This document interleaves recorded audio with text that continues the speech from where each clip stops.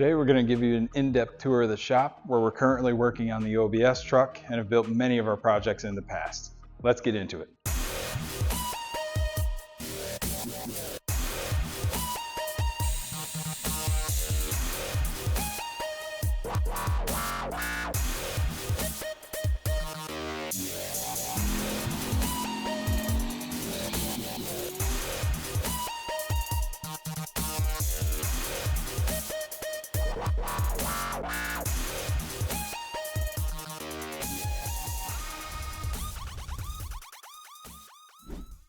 So let's start with the building itself. The building that we're standing in is a 30 by 50 pole barn. It does have insulated walls, insulated ceiling. It is plumbed for water, also has heat, concrete floors, and the LED lighting. This side of the shop over here is where we'll start. Let's go check it out.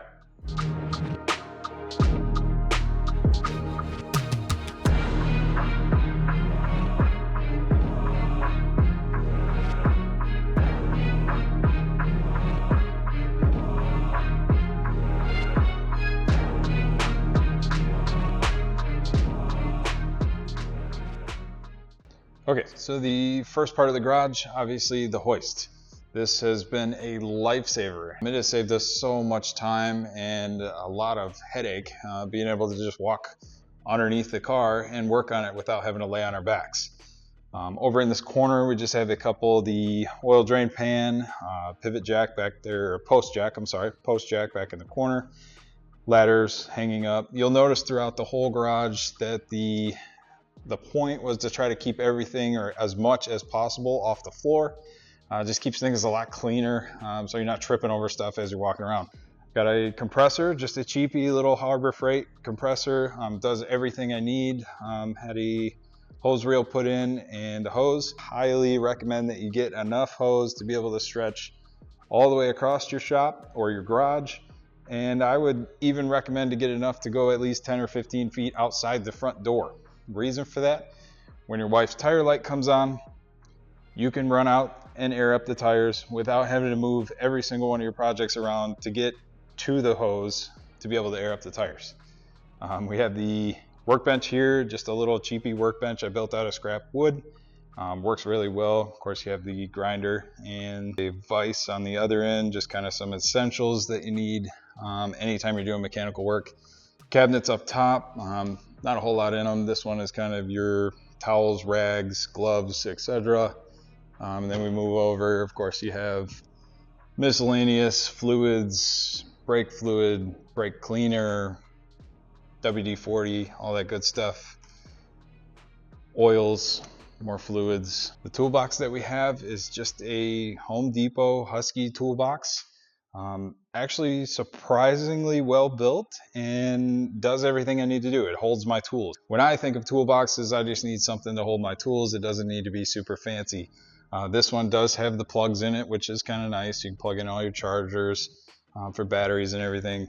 Storage is always really good. So you have, your screwdrivers, of course, pliers, etc.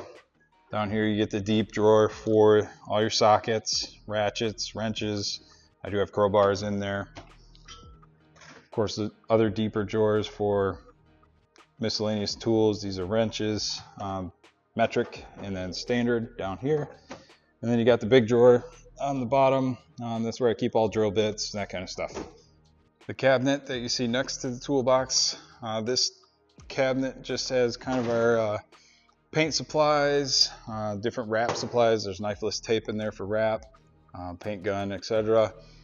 Sanding stuff, extension cords, light, shop light, welding blanket. These are awesome. I use that on the truck a lot.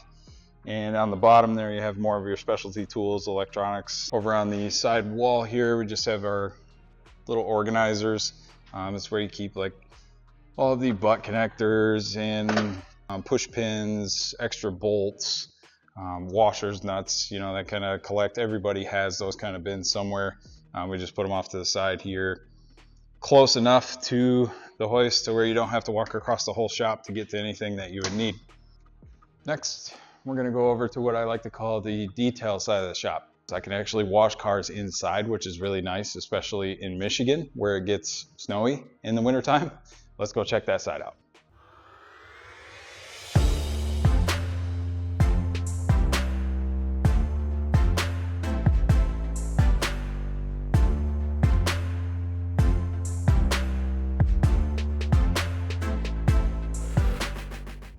So this side of the shop is where I spend most of my time. I do a lot more cleaning, whether that's on my daily driver or on the project trucks. First thing you might notice on the ground here, we have just basically a car mat. They use them in the winter time to keep the snow and the slush and everything from getting in the garage or pooling or puddling over to your walls and things like that. I actually use it to wash cars on. It works really good, and it holds an insanely large amount of water. The shop does have drains in the floors, so we can squeegee the water off of the mats into the drains, makes it really nice. Over in this corner, I have my power washer set up. So I have the power washer, hose ran down to the hose reel. Again, this hose reel will reach all the way across the shop and out the front door, so I can wash cars outside if I need to as well. Key rack, security system in the garage. Over here, we kind of have the power washer accessories, so all the nozzles, tips, foam cannons, that kind of stuff, brushes. I like to dry cars with air if I can before putting any kind of towel or rag on them. Just helps avoid scratches, things like that. Vacuum, step stool, of course the sitting stool also acts as a creeper. It folds down into a creeper. This here is my detail cabinet. So this cabinet has all of my detail supplies in it. Everything from all the rags, towels up top, some of the polishing tools in the middle, interior cleaning brushes. These are actually really nice for cleaning interiors with. You can get the ones like this. Really nice for cleaning seats, makes it really easy. You just put them on a drill, spray your cleaner on there and use those. Underneath that, of course, all the cleaning supplies. I'm a big fan recently of all the Grios Garage stuff. So these chemicals, like this glass cleaner, is I believe better than Rain-X. Under that, just kind of more chemicals, the bigger bottles of the chemicals. On the very bottom, you have the polishers, heat guns, that kind of stuff. That's more of the wrap supply stuff. So yeah, this cabinet, all cleaning stuff. You'll notice on both sides of the shop, we do have these extension cord reels. They're really nice because one, they're easy to coil up. You don't have extension cords laying everywhere. And two, they will reach all the way out into the driveway and across the shop. So there is one also, you can see it right over there on that wall. So we have one on each wall.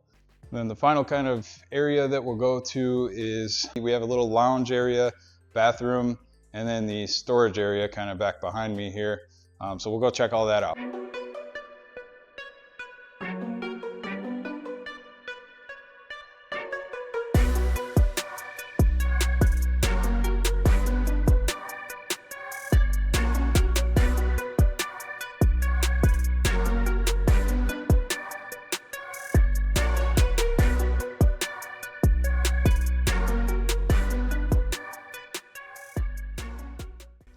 So this is the lounge area of the shop. We have the TV, of course, a couple chairs, the cold snack fridge, so when we get thirsty. So this barn has basically a full or a half bath, in it. In the bathroom, we have just kind of displayed up top here all of our past awards that we've won. One that I'm very proud of is this one here from Detroit Autorama. Took second place in my class, so I was really proud of that. But I have a couple other awards, different pictures, just kind of things to remember. One of the other builds that we built, really regret getting rid of that one. Outside, back through the lounge area, this is kind of just a storage area back in this corner. So this is where we keep a lot of the bigger tools. So the welder, plasma cutter just below that on the same rack, really nice. Torches, of course, engine hoist, bead roller in the back corner. More lights. This shelf here is just kind of all the parts that we've acquired. Most of these parts are actually either off of or going on the OBS build. So try to keep everything really organized as much as I can. Do have a parts washing station as well. And then over here, we just have some of the parts like the middle seat out of the OBS truck. Sneak peek, this is actually going to be going in the OBS once it gets built, 5.3 LS. So we're working on that, will be coming in the near future. So basically this is the, like I said, storage area, lounge area, and that's the OverBudget Garage shop tour. Nothing crazy fancy, but definitely gets the job done. If you have any questions about anything we talked about or anything we looked at today, drop a comment down below. I'll try to answer that. If enough people ask about it, I'll make a video about it.